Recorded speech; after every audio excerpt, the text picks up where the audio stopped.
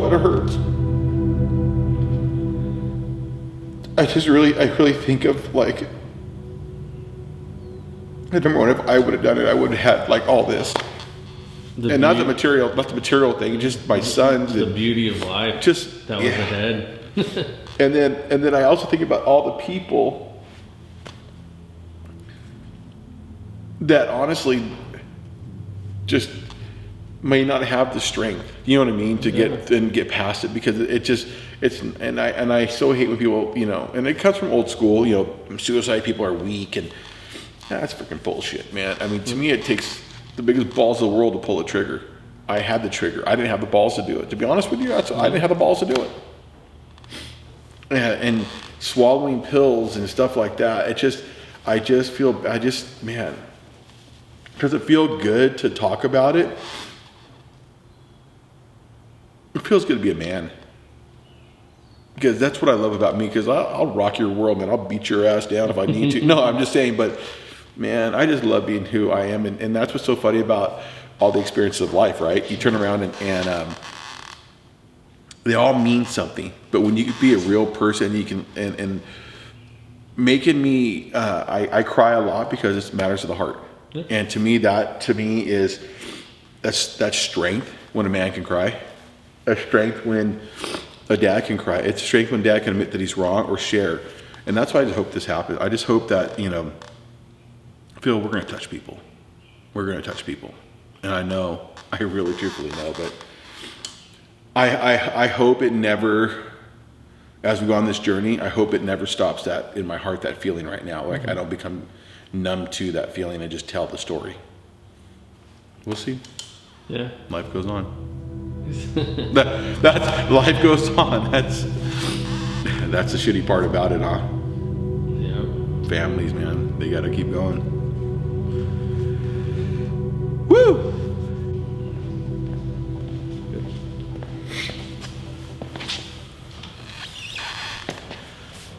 All right, so here we go. Kurt, we're Drifting for Life. I'm the founder of it, and I kind of want to share actually my story on why this project is so dear to my heart and personally means so much to me. I do have a story like millions and millions out there. I did attempt suicide. I don't even really want to say I attempted. I don't know if I cried out. I really don't know what it was, but I did have, when I was 17, my dad's 9mm to my head. You guys will meet Anna. Been my best friend since 3rd grade. She used to hate me, kick me in the shins. We're best friends through these years. So that's, you know, I'm 50 years old, so you're talking, you know, 40 plus years. Never had no relationships with a woman, truthfully. We are truthfully just like brother and sister. So basically, my story kind of goes like this. I went to a private high school. I was a football player. I come from a family of 6. There's 5 boys and 1 girl. I happen to be the 3rd, right in the middle of the boys. My 2 older brothers we're all a year apart. I think that's part of the story because I was always living up to their expectations or trying to meet the expectations of what they did. My family, my parents, great parents, old school, tough. You know, dad whooped the shit out of us, but believe me, we deserved a lot more than we got. So the family life was really good. My mom was a tender, loving mom, a spiritual woman, instilled that on us, but there's still just pressures of life that I felt. My dad was, I see it now, didn't see it then, you know, trying to create a man, and he did a heck of a job doing that, in my opinion. I'm very happy with who I am to this day. However, back when you're, you know, 15, 16, 17, 18, you're trying to figure this world out, it got heavy. I went to, like I said, a private high school, known for their football teams. And I think that's part of the biggest, the pressure that I had. I believe God gives everybody different gifts and different things. And, you know, my gift wasn't necessarily, I don't want to say football or school or whatever, but at that age, I didn't know what my gift was, but I do know now. You know, I've always worked with my hands. I've been a contractor for 27 years. I was working back in those days at 13 years old. My dad was a police officer and a real estate agent. He would drop me off at houses and I'd fix things. And I was always making my own money and at a young age. And football, I was a good football player, but you know, I had standards to stay up to. My brothers, the school we went to, like I said, a private school, very successful football players come out of there, pro caliber players. I guess I could just might as well tell you, it's called Bishop Vermont High School, great high school. Nothing to do with Bishop Vermont or the way they treated me, but they're just an expectation of caliber of football players that come out of that school. A lot of private schools are like that, especially, you know, I graduated back in 1989, so times were a little bit different. But my brothers, you know, my older brother Kenny's a hardworking man. My brother Kevin, same thing, and they both, you know, sophomore year, they both made varsity. So remember, we're 1 year apart. So, you know, my brother Kenny was a freshman. I was in 7th grade. Kevin was a freshman. Kenny was a sophomore. Well, I come rolling into school, and my brother, you know, they're both on varsity at sophomores. So we're playing with the likes of Eric Bieniemy, Troy Ozine, a lot of different people that went pro. That was a lot on my shoulders to make varsity, and I did make varsity my sophomore year. I did play, and you know, continue my junior year. Well, this really kind of happened during my really senior year, and I think a lot of it would happen when I did this is just because I felt the pressure of the world. And my world was good. I look back on it, those were the days. You know, yeah, I was a good football player. Yeah, I was, you know, a captain on the football team. I was, you know, 2-year starter. Just, you know, I had the girlfriends I mean, life was, looking at life was great. For some reason, life wasn't good for me. I think I felt that it was, I had so much expectation to live up to that it was very difficult. And so the day, really bizarre up to this day, you know, I was dreaming, and it sounds really crazy, but I was dreaming of like different ways to do it. We had a weight machine in our backyard that had, you know, pull down weights and stuff. And I'm not going to go into details of the ideas that I had, but being a construction guy and a mechanical guy, as you can see behind me, I had some pretty creative ways I was thinking about doing it. And it just was this thought and this thought and this thought. And I just couldn't, I guess, call it build the courage up. I don't know what it was, but I never did it. But one day, I'll never forget, I sat there, and I don't know why I did this.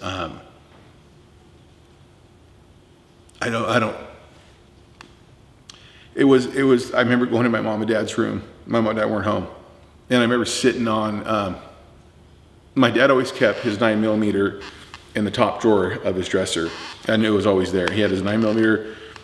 If he was working, it was a 357 up there. There's 2 guns up there. And I remember grabbing, I remember sitting, and I don't know what set me off at that point. I don't remember that part.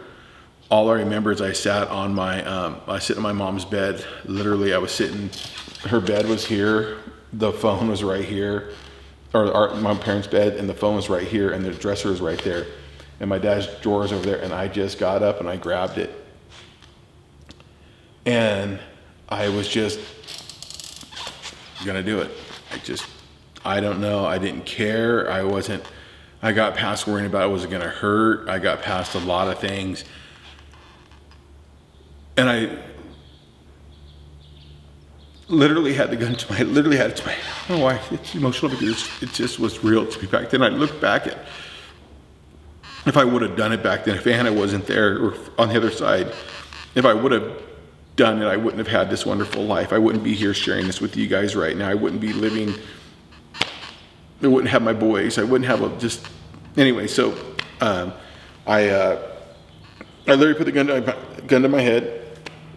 I literally had it to my head, and for some reason, I don't know why. And I remember I was gonna do it, and I picked up the phone, and I called my friend Anna. You guys will meet Anna. She saved my life. Remember, I'm this big, strapping football player, tough guy. Nobody, I had no reason. I mean, nobody would ever, But I remember calling Anna, and I remember the phone number, and this is 30 some years ago.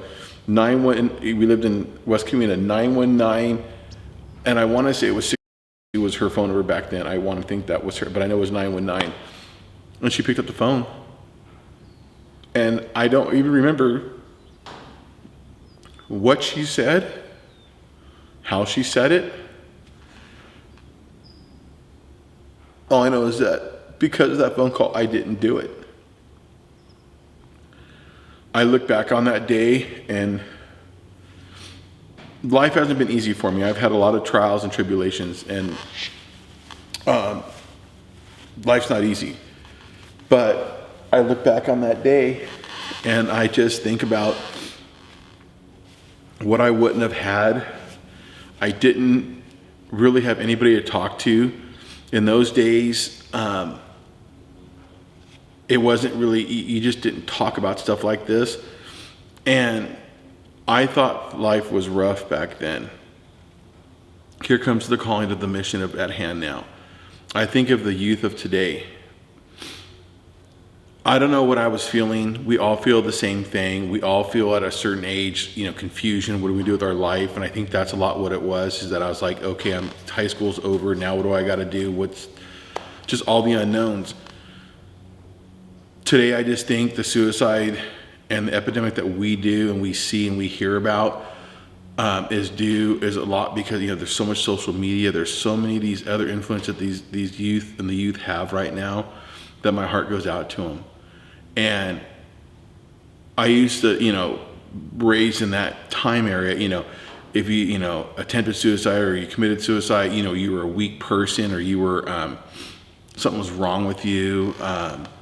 And to me, that is a bunch of biggest crap that could ever, you're not a weak person, you're hurting.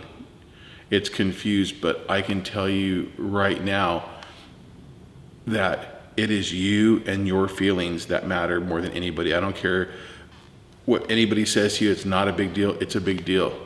And that's what my big deal was. And Anna must have recognized my big deal, because looking back, I didn't have a big deal compared to my son, Tristan. You guys have seen Tristan in the videos. He had a brain tumor at a year old, size of grapefruit. That boy should not be here. He's a great kid. Great kid. Yeah, that was tough. That was tough, and a lot tougher than my high school years and stuff like that. But I just feel that if it could happen to me, or if I had those thoughts, and I honestly, from the outside looking in, appeared to have everything. I had a great family. I had a great school. I had awesome coaches. I had a dad that was involved.